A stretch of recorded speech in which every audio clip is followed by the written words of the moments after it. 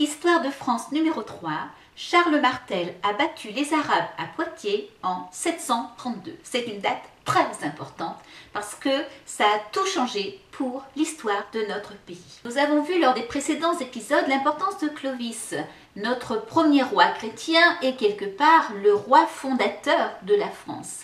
On ne se souvient pas beaucoup de ses descendants, les rois mérovingiens, à part le roi d'Agobert, qui avait la réputation d'être distrait, au point de mettre ses culottes à l'envers, ce qui a donné lieu à une chanson qu'on chantait au moment de la Révolution française, parce que c'était une façon finalement de se moquer du roi Louis XVI, qui avait aussi la réputation d'être distrait.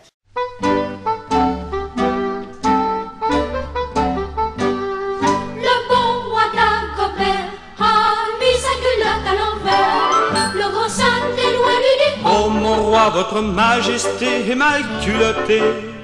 C'est vrai, lui dit le roi, je vais la remettre à l'endroit.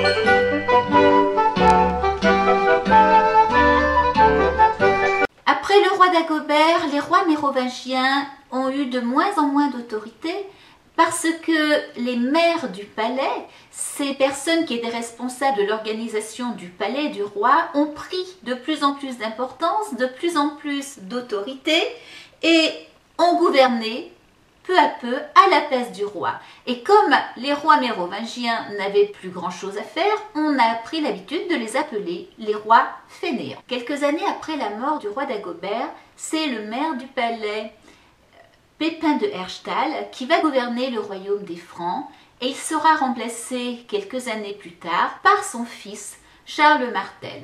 Or, Charles Martel est celui dont on se souvient encore parce qu'il a sauvé la France de l'invasion musulmane. Les Arabes, qui étaient musulmans, c'est pourquoi de temps en temps on dit les Arabes, de temps en temps on dit les musulmans. Cette armée et ce peuple, après avoir conquis la Syrie, l'Égypte, la Libye, le Maghreb et la péninsule ibérique, avaient déjà envahi l'Espagne. Et à partir de 714, ils ont pris l'habitude de passer la frontière, les Pyrénées, pour venir faire des pillages, des razzias dans le royaume des Francs. Ils vont ravager ainsi pendant des années toute l'Aquitaine.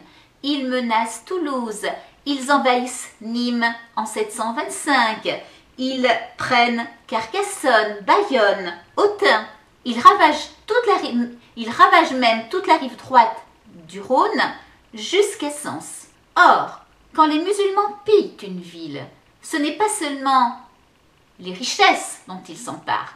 Ils tuent les hommes et ils font des enfants et des femmes des esclaves.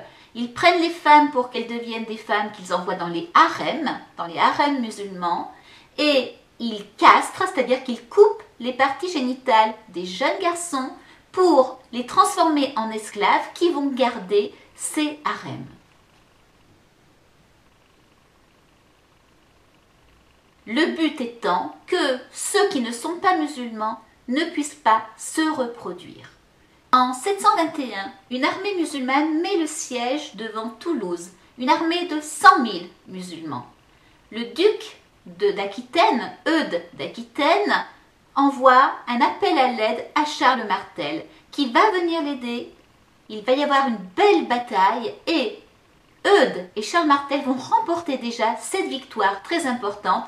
80 000 musulmans vont être tués. En 732, l'émir Abdelman veut s'emparer de Bordeaux. Il avance depuis les Pyrénées. Il détruit tout sur son passage. Il va mettre Bordeaux à feu et à sang. Alors Eudes d'Aquitaine, à nouveau, demande à Charles Martel son aide. L'émir veut d'abord marcher sur Tours pour y piller la basilique Saint-Martin qui possède énormément de trésors. Et sa route passe près de Poitiers. Et là, il va rencontrer Eudes et Charles Martel près de Poitiers. Pendant une semaine, les deux armées sont face à face, elles s'observent et le 25 octobre 732, c'est la bataille. Ce certain samedi d'octobre 732, les deux camps se regardent, l'un sur le haut de la colline, l'autre en bas. Les Francs formaient comme une palissade de 30 000 hommes, un mur immobile, l'épée au poing, un rempart de glace. Les lances pointaient en avant des boucliers, ils formaient une ligne impressionnante. Abdelrahman lança son armée de 400 000 hommes sur les Francs. Ils arrivèrent à les faire refluer, mais ceux-ci n'ont pas l'occasion d'attaquer une seconde fois. Derrière eux, Eudes d'Aquitaine et son armée prend l'ennemi à revers et se jette sur le camp musulman. Croyant leur butin et leur famille menacés, les combattants morts regagnent leur campement. Ce premier jour, il y eut de nombreuses pertes pour les morts, et Abdelrahman fut tué. Plus de 300 000 soldats furent tués également. Le lendemain, au point du jour, Charles donne l'ordre d'attaquer. Mais le camp est vide. Les morts se sont enfuis dans la nuit pour retourner dans les lignes arrières du sud de l'Aquitaine. Charles Martel a gagné la bataille de Poitiers en 732. C'est le grand vainqueur.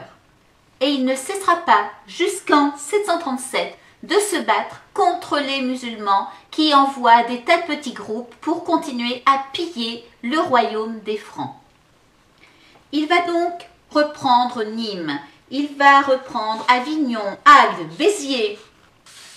Et en 759, le fils de Charles Martel, Pépin le Bref, va à son tour écraser les envahisseurs musulmans et c'est son petit-fils Charlemagne qui va même contre-attaquer en prenant Barcelone en 801. Malheureusement, les musulmans, malgré ces défaites importantes, ont continué de ravager le pays jusqu'en 990.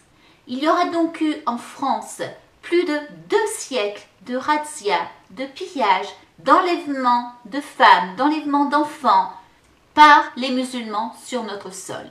À partir de l'an 1000, nous en serons débarrassés.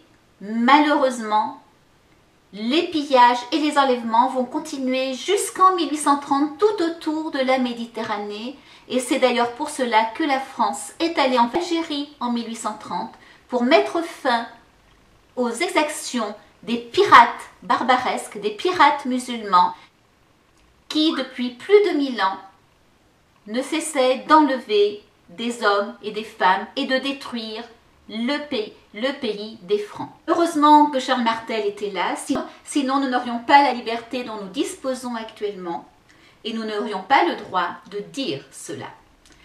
Nous évoquerons dans 15 jours pour le numéro 4 de l'histoire de France, Pépin le Bref et Charlemagne et donc le début de la dynastie carolingienne.